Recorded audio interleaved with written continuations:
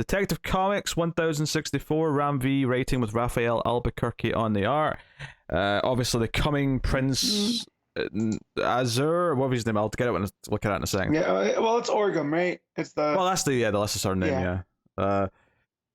But yeah, so we have them coming. They're a big arrival, which is kind of what the issue's building up to. The ship's pulling into dock, basically, at the end of the issue.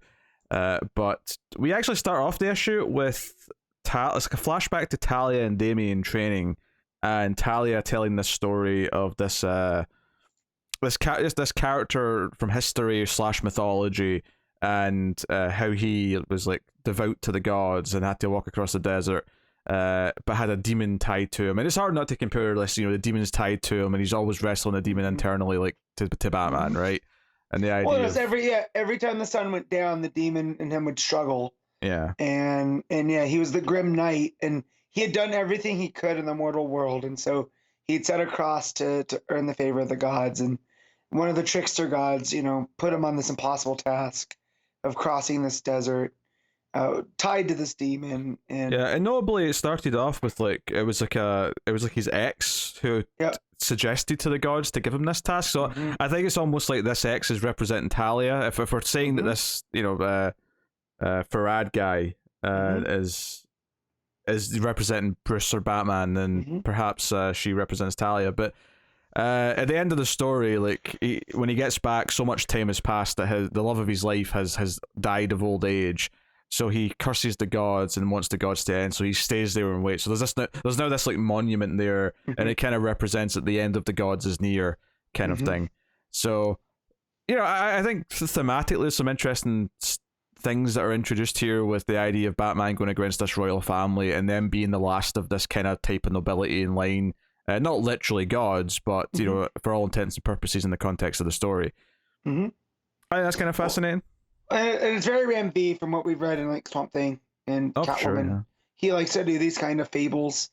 And I don't know if this is based off of anything, off of a story that he knows, from history or whatever. It felt very much so. This is the type of stuff that when I was in college in World Lit, we would have these little tiny, epics within an epic. And this is what this felt like. So that was pretty cool. But I was definitely getting the similarities to Batman. As she was telling the story, almost as if she was kind of tailoring the story to Damien to be about his dad. Yeah. So, it's interesting, just the idea of these old ways persisting, and that this character represents the force that's trying to change them. It's kind of sets up thematically really nice, like what Batman's probably ultimately going to be doing in this story. But we cut to him at the doctor's, and the doctor's complaining that he's got so many broken bones. He's not really sure how he's even walking, never mind in fit shape that he is. He's like, and a lot of this is fresh. What have you been doing, sir? Yeah. It's a little because Batman, but it's also played for laughs for the most part, so I can kind of roll with it. You've got bones that have not healed correctly. You've got all sorts of weird shit going on.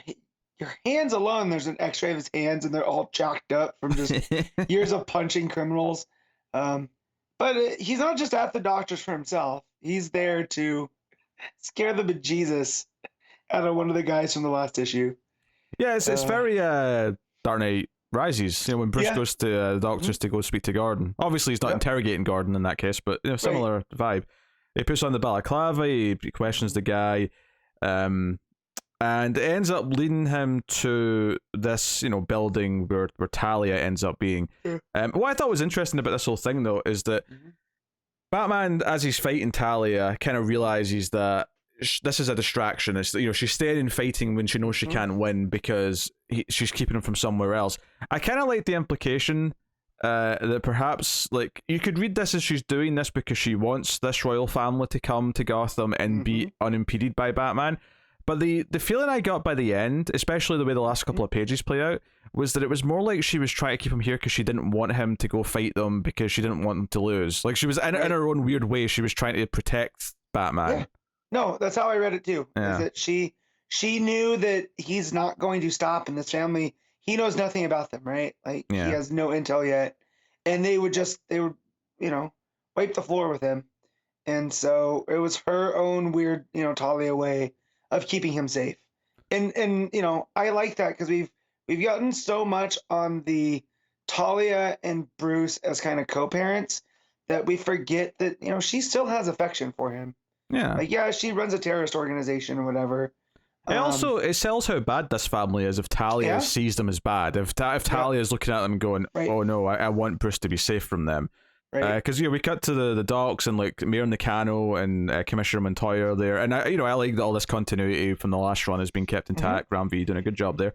But we see again some of these villains on the boat. Gale's the one who's been off doing something. Arzen's the sort of the main young prince that we're kind of like following from the boat. But they're basically like, hey, the League of Shadows is here, or the League of Assassins, I should say, are here, and we see them like popping up out of the water.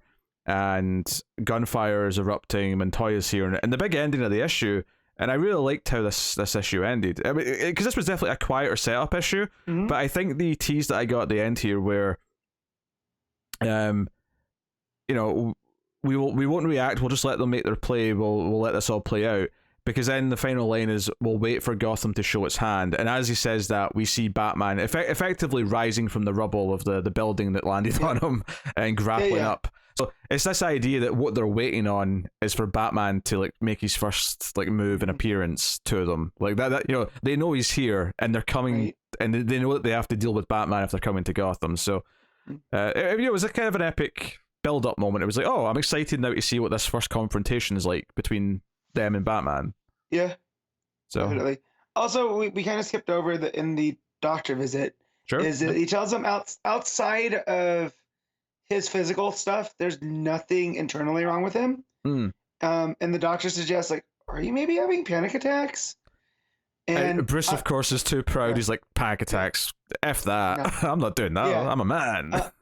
And as someone that goes through that occasionally, initially that is at least for me, if there's any similarities between me and Bruce Wayne, it's that we both were like, no, I can power through that. I think you're a lot closer to Bruce Wayne than you are Clark Kent, and I think that eats you up inside. Oh, it does. It's why my favorite character on Ted Lasso is clearly the Batman, right? It's Roy Kent because he's a grumpy guy. But yeah, no. And I also feel like that plays into the Talia stories. Talia knows he's not 100% either, so she can tell, and that's why she's kind of keeping him away from this, because at his current state, he is no match for this family. Also, yeah, I kind of love the idea of Batman dealing with getting panic attacks and like him having to work through that. So obviously, because this is not over, him dismissing it in this scene is not the end that we're hearing of this. Like, it's coming back. It's gonna pop up at the worst time, and it's going to cost him an edge. Yeah, he'll probably nearly die because of it. He's probably going to be he's going to need saved by someone. Probably. And this is why I appreciate Ram V, because he does get into this type of stuff where him not dealing with it is what's going to be his downfall. Yes. Right? And so it's the fact that he's going to have to listen to other people and, maybe take a step back You could compare this to the Farad walking across the desert and thinking he can do it. This is Batman saying, oh, I can just ignore this and I can just push through. Right? I can brute force it and it'll be fine. Right. And no. And as we know with tech as it's been, is it's kind of the Bat family book. So I'm wondering if this is what's going to lead to him like taking a back seat and kind of being more of a general than a field general. I don't know. It feels like it's swapped though. I feel like since the new runs have started, it feels like the Bat family are popping up more in Batman, and Tech's been more just Batman focused. True. So it may just be the opposite now for a while. Yeah, but which is fine. Because I don't really care which one's which. As long as as long as I'm served by both, I'm quite happy. It doesn't really matter. Yeah. So and it's Ram V and Chip Zdarsky. So either way, we win. We're in good hands. Yeah. Right. So.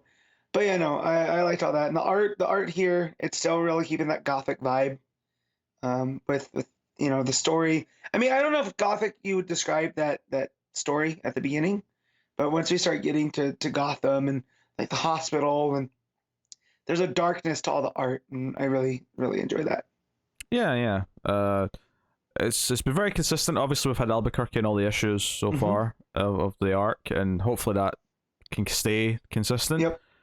Albuquerque, to be fair, from my memory, I feel like he is quite good at keeping a monthly schedule. Maybe he'll take like an issue off between arcs to get ahead. He's good for 6 in a row, and then there's usually a break, and then he'll be back.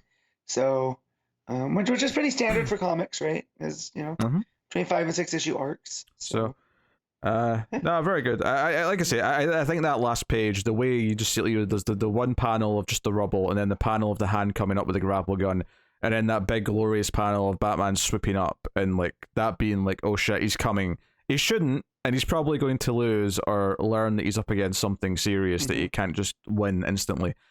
I always enjoy a story where Batman's a little bit in over his head and has to like be humbled and readjust. Right. I'm usually into those stories, so right. Very good stuff. I did not read the backup this month. I had trouble remembering, because I had trouble last time remembering the previous part of the backup, and then this time I had trouble more so. I was like, you know what, I'll just leave it. But it was a shame because Danny's art's pretty cool and works for a gritty Gotham story. But what are you rating Detective Comics 1064? I'm gonna give this one an 8. I'll agree with that. I think it's a solid 8 out of 10. It's a quieter setup issue, but it's a very good quieter setup issue, which has some great themes, and the ending did leave me excited for what's to come next. So can't really ask for much more than that. Nope.